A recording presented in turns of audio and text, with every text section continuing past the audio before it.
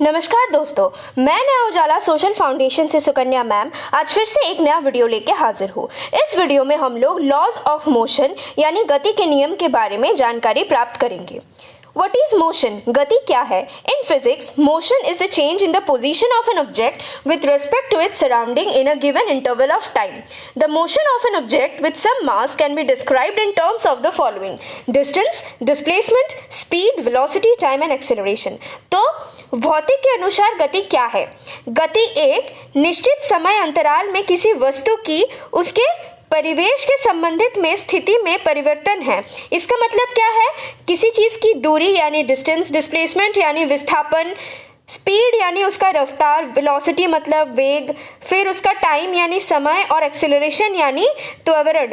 ये सारे जो चीज़ है, ये सारे चीज़ों के बेसिस पे एक मोशन या कोई भी भौतिक चीज़ की गति परिवर्तनशील है।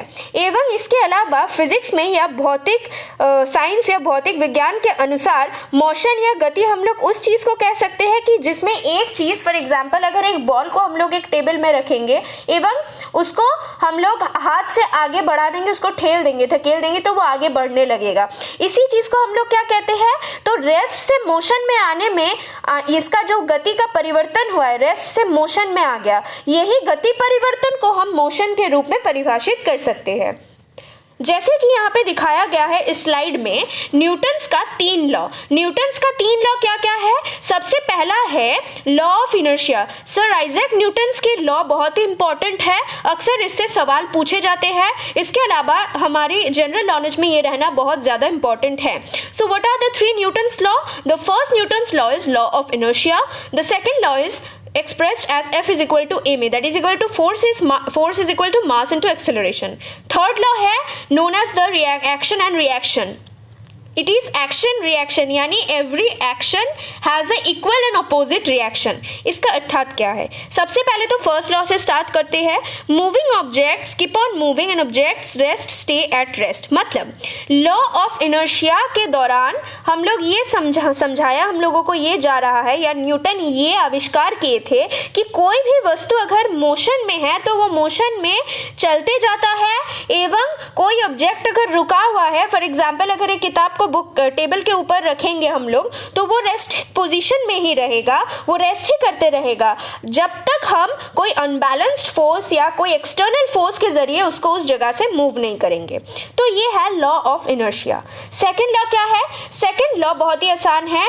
सेकंड लॉ है force, more force means more acceleration and more mass means less acceleration. इसका मतलब क्या है? इसका मतलब है कि कोई भी वस्तु में जो acceleration है that is velocity का जो change है, the change in velocity is considered to be the acceleration. तो acceleration जो है कोई चीज का, वो force यानी जितना ज्यादा गति यूज करेंगे उतना ज्यादा उसमें acceleration बढ़ेगा।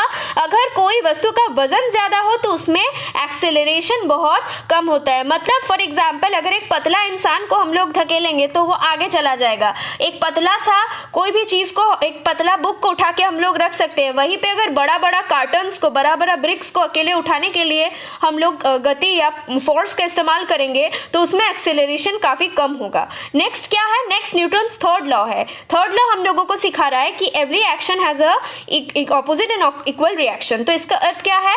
हम लोग अगर फॉर एग्जाम्पल अगर हम किसी को, जैसे कि हम आम भाषा में ह्यूमैनिटी के जरिए समझ सकते हैं, किसी को हम लोग एक बात बोलेंगे तो उल्टा रिएक्शन के जरिए हमारे पास दो बात और वापस आएगी। चलते हैं अगला सवाल में। State Newton's three laws of motion. Newton's के थ्री लॉज ऑफ मोशन क्या है? तो ये है first law, if there is no net force acting then a body on rest will be at rest or a moving body will move with constant velocity in a straight line. For example, a ball will continue to remain at rest until any external force is applied to the body for producing motion in it and vice versa. मतलब ठीक ही जैसे आगे मैं आपको बताई अभी अभी इस स्लाइड में जैसे बताया गया है, वैसे ही फर्स्ट लॉ में क्या बोला जा रहा है, फर्स्ट लॉ में ये दर्शाया जा रहा है कि कोई भी यदि कोई वस्तु वो रेस्ट में है, कोई वस्तु एक जगह में बैठा हुआ है या एक जगह में रुका हुआ है, वो रुका हुआ ही रहता है। जब तक हम कोई एक्सटर्नल फोर्स उसके ऊपर अप्लाई कर उसको मूव नहीं करेंगे, उसको हिलाएंगे नहीं, तो वो रेस्ट पे ही रहेगा। वैसे ही फॉर एग्जाम्पल अगर एक कार चल रहा है तो वो चलते ही रहेगा, जब तक हम ब्रेक लगा के उसको रुकाएंगे नहीं तब तक वो चलते ही रहेगा।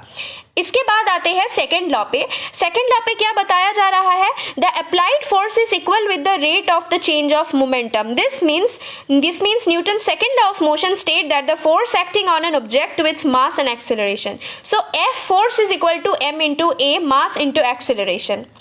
The force is equal to the product of mass and acceleration, where acceleration is the rate of change of velocity. Velocity of an object is the movement or the speed of an object in a particular direction is considered to be the velocity. तो ये जो velocity है ये कितना change हो रहा है, ये कैसे चेंज हो रहा है, किस रेट से चेंज हो रहा है, इसको हम लोग एक्सेलरेशन के नाम से जानते हैं।